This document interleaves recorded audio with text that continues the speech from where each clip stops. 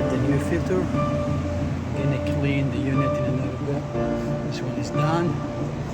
The unit is working.